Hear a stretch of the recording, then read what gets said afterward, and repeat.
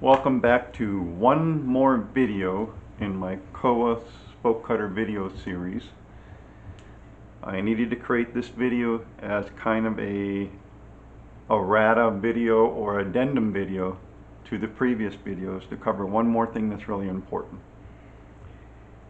The one more thing that I need to cover that's really important is the concept of stress riser.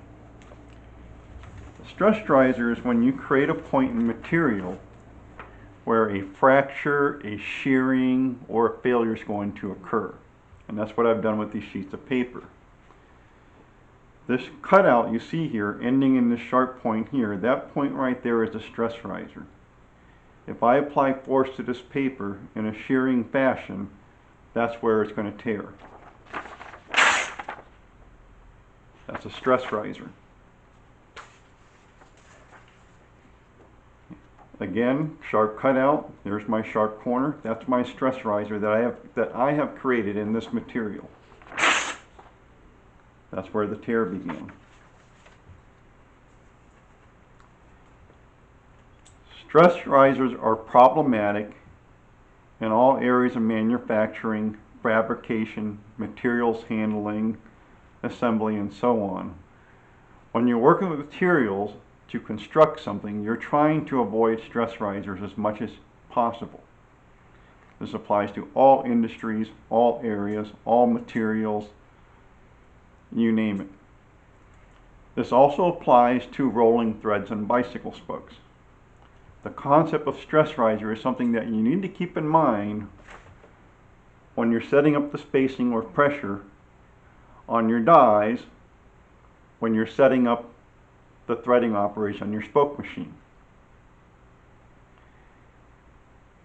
And I will apply this using some sheets of paper over here on the table, so bear with me.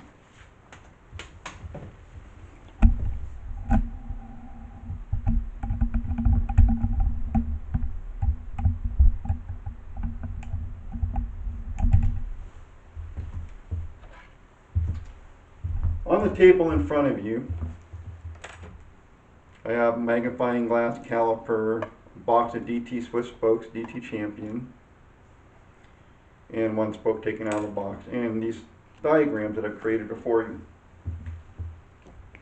The first page you see here represents a worst case scenario of a stress riser in spoke threads. In this scenario, I'm demonstrating what you get when you try to create perfect threads on your spoke threads, when you thread a spoke. When you try to set your spacing so tight that you end up with nice sharp tips and nice sharp valleys, like in this picture here. Sharp tips and very sharp valleys. This is actually a bad idea, because when you apply so much pressure to your dies to create the perfect threads with sharply defined threads and valleys, you're introducing a stress riser to that point in your threading where you're head up against the shank of the spoke, right here. Here you have a sharp valley, and here you have a very sharp valley ending on a fine point. You do not want that on your spoke threads, because if you do this, if you try to create perfect threads with sharp tips, sharp valleys, where the last thread ends, where the last valley ends at the shank and spoke, that is where your threads are going to snap off under load. When you do this, you're introducing a stress riser right at the point where the threads join the shank of the spoke. And if those threads are going to break off, that's where it's going to break. At the tip of the nipple under load. This is a bad idea. I know it's tempting to want to have perfect threads on your spokes and set your machine up to do exactly that. That's not a good idea. That's not your goal. Perfect, sharply defined threads, sharply defined valleys is not your goal when using your threading operation on your spoke machine. This applies to all spoke cutters. Fill wood, more zooming, Kowa, cyclic, even the Hozon. You don't want to do this. Next page shows a better scenario.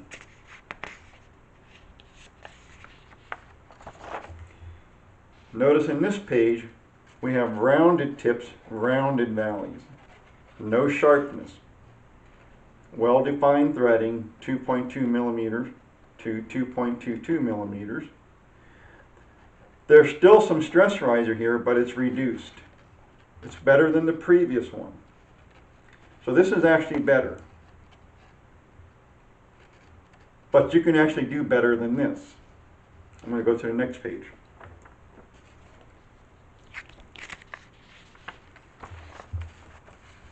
My Kowa Spoke Cutter number 36, mine's number 36, does angular threading.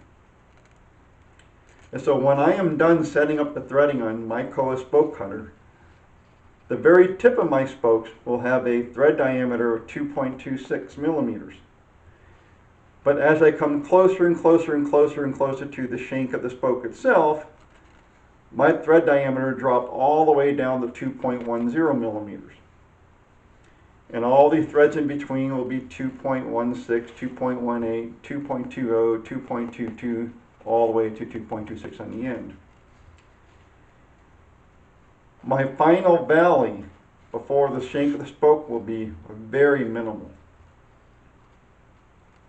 So yes, the threading on my Kowa Spoke Cutter number 36 is kind of odd, it's angular, but I actually like it because the very last thread and the very last valley where my nipples barely fit, I have a minimal stress riser. The likelihood of these threads snapping off of the spoke shank is minimized. Is this the best? It's not the best. It's better though. But there is something that's even better than this.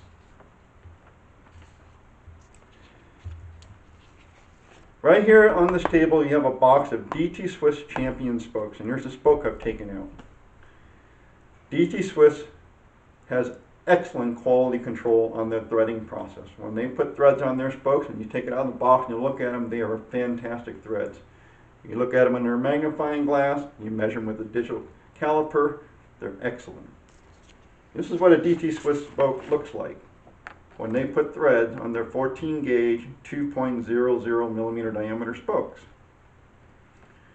They will have very, very minimal valley where the last valley meets the shank, and their threads will gradually transition from about 2.12 millimeters to 2.22 millimeters. That's the standard for spoke threading on a 2.00 millimeter spoke, 2.22 millimeters.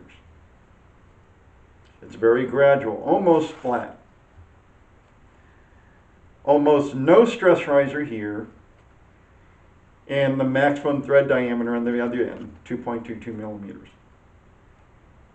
This is the best right here. And if you don't believe me, just grab a box of DT Swiss spokes, straight from the factory, threaded by them, not modified by you.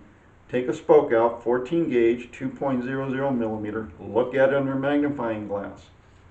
Take out a digital caliper, measure from the tip all the way into where the shank starts, and you're going to see the same thing. Almost flat threading, like a very gradual transmission from 2.22 millimeters all the way down to about 2.12 millimeters with almost no valley where the last valley meets the shank of the spoke. Almost no stress riser. This is the best right here. So when you set up your spoke threader,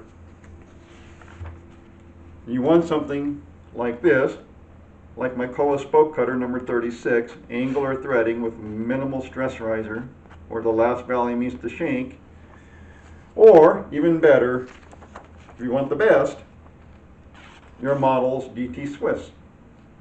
Almost no stress riser here at all in what you see here on the paper. Once again, it's very tempting to try to create the perfect threads on your spokes. Do not do that, people. It doesn't matter what spoke threader you're using. Again, doesn't matter. Bill Wood, Morizumi, Kowa, Cyclist, Hosan, does not matter. Your goal is not to make perfect threads. Your goal is to make threads that fit within the standards, approaching 2.22 millimeters diameter, while at the same time Making sure the stress riser you create near the shank of the spoke is at a minimum, at the bare minimum. Doing that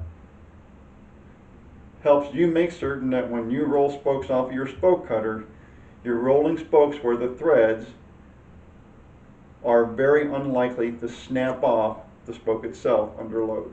This is important. So keep the concept of stress riser in your head. Always be aware of it. Examine your threads when you roll them off your machine. Check your diameters. Make sure you're putting out the best thread quality you can on your hand-operated spoke cutter and spoke threading machine. And that is all for this errata or addendum video to my Kowa Spoke Cutter video series. Thanks again for tuning in.